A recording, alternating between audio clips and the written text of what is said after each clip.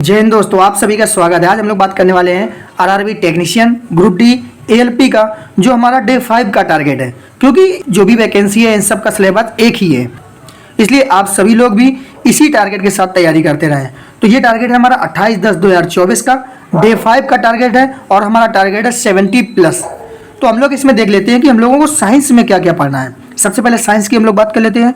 Class 10th का जो 5वां चैप्टर है, तत्वों का आवर्त वर्गीकरण, ये चैप्टर हमारा केमिस्ट्री का लास्ट चैप्टर है कक्षा 10 का। तो यही 5 चैप्टर आप लोगों के कक्षा 10 में केमिस्ट्री के दिए हुए हैं। तो आप सभी लोग इसको अच्छे से रीड कर लेना। साथ ही जो और हमारे केमिस्ट्री का टारगेट है, क्योंकि अभी तक हमने बायोलॉजी और फिजिक्स कंप्लीट कर लिए है। तो जो हमारा केमिस्ट्री का पहला चैप्टर है परमाणु संरचना, मोल संकल्पना, रासायनिक बंध, रेडियो सक्रियता, ऑक्सीकरण अवकरण और विलयन, केवल यही 6 टॉपिक आप लोगों को तैयार करना है। क्योंकि केमिस्ट्री का सिलेबस बहुत ही लिमिटेड है, इसलिए आप लोग साइंस में ये 6 चैप्टर कंप्लीट करें और आज ये केवल एक चैप्टर एनसीईआरटी का कंप्लीट करें, जिससे कि आपकी दोनों चीज़ों में पकड़ मजबूत रहे। पहला एनसीईआरटी, दूसरा आपके पास जो नोट्स है या जो आपके पास बुक्स है। उसके बाद बात करते हैं मैथ का। मैथ में आपको सीआई के 100 प्रश्न सॉल्व करने हैं और साथ ही जो आपने फार्मूला के लिखे हो कहीं पे भी वो फार्मूला और साथ ही कैलकुलेशन की प्रैक्टिस करनी है आप लोगों को। और रीजनिंग की बात करें, रीजनिंग में आप लोगों को मैथमेटिकल ऑपरेशन, केवल यही एक टॉपिक आप ये यूट्यूब से, आप ये बुक से या किसी प्रीवियस ईयर से कंप्लीट कर सकते हैं। लेकिन इसको इग्नोर मत करना, क्योंकि रीजनिंग एक ऐसा सब्जेक्ट है जहां आपके पूरे मार्क आएंगे और आप उन सब बच्चों के बराबर रहोगे जिनसे कंपटीशन आपको तगड़ा है। क्योंकि अगर रीजनिंग में आपने 2, 3, 4 मार्क्स गंवा दिए तो आप समझ लीजिए कि आगे चल के दूसरे सब्जेक्टों में भी आप और बच्चों से पीछे हो जाएंगे। तो कम से कम इस सब्जेक्ट में आप एक भी मार्क्स ना कटने देना, ये कोशिश करना। उसके बाद बात कर लेते हैं जो हमारे रिवीजन टॉपिक है। रिवीजन टॉपिक है चिकित्सा संबंधी खोजें और पदार्थ के व्यापारिक एवं रासायनिक नाम।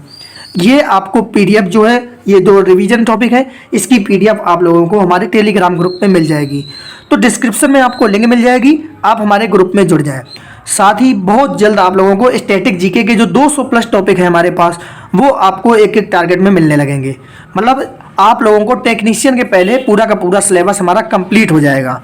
और दीपावली के बाद हम लोग एकदम अच्छे से तैयारी करने वाले हैं। क्योंकि अभी तक आप लोगों ने बायोलॉजी भी पूरी पढ़ ली, केमिस्ट्री भी शुरुआत कर दी है आज से, फिजिक्स पूरी पढ़ ली है, लगभग तीनों चीज़ें हमारी कवर हो चुकी हैं।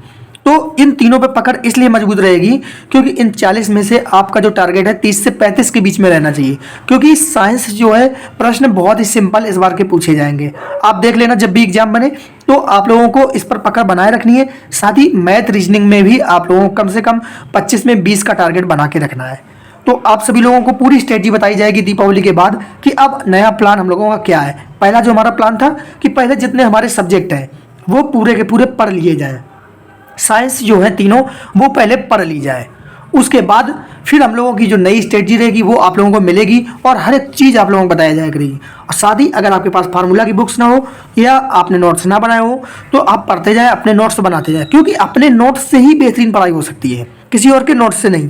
मान लीजिए कि कोई एक फार्मूला है वो हमको बहुत अच्छे से आता है, जब मैं अपने नोट्स बनाऊंगा तो उस फार्मूले को नहीं नोट करूंगा, जो फार्मूला मुझको नहीं आता होगा मैं उसी को नोट करूंगा। इससे क्या होगा, आपको तो वो भी नहीं आता है जो मुझे याद था, तो वो तो लिखा मिलेगा नहीं और आप क्या करोगे, आप उसको पढ़ोगे नहीं और एग्जाम में अगर उसी से प्रश्न आ गया फिर आप क्या करोगे। इसलिए अपने नोट्स तैयार करें। आपको खुद पता है कि आपको क्या पढ़ना है, क्या आता है, क्या नहीं आता है। तो आप लोग ये गलती ना करें, नोट्स अपने ही पढ़ें।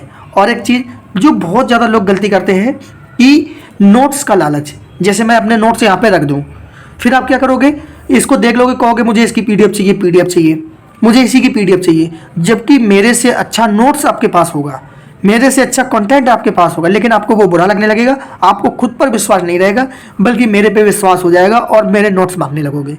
ये गलती ना करें, क्योंकि आपने अपने नोट्स पढ़ने के लिए कम से कम महीनों दिया है। अब अगर मैंने अपने नोट्स दे भी दिए तो महीनों उसमें बर्बाद करोगे, जबकि वो कंटेंट हो सकता है कम भी हो और उतना अच्छा ना हो। इससे क्या होगा, आपकी तैयारी और कमज़ोर हो जाएगी, आप और बच्चों से पीछे होते चले जाओगे। इसलिए ऐसी गलती भूल के भी ना करें। आपके पास जो कंटेंट है, जो भी चीज़ें हैं, बस उसी पर विश्वास रखें, उसी की तैयारी करें। अब बुक्स और नोट्स बदलने की कोई आवश्यकता नहीं। हाँ, बस ये कर सकते हैं, आप अपने जो नोट्स हैं उनको प्राथमिकता दें। बाकी अगर और कोई नोट्स मिल जाता है तो उसके जो इंपॉर्टेंट पॉइंट है, इंपॉर्टेंट फैक्ट है, वो आप केवल पढ़ सकते हैं। इसके अलावा नोट्स बदलने की कतई ना सोचें, बुक्स बदलने की कतई ना सोचें, लिमिटेड कंटेंट के साथ जाएं। तो हम लोग मिलते हैं फिर अगले टारगेट के साथ। जय हिंद।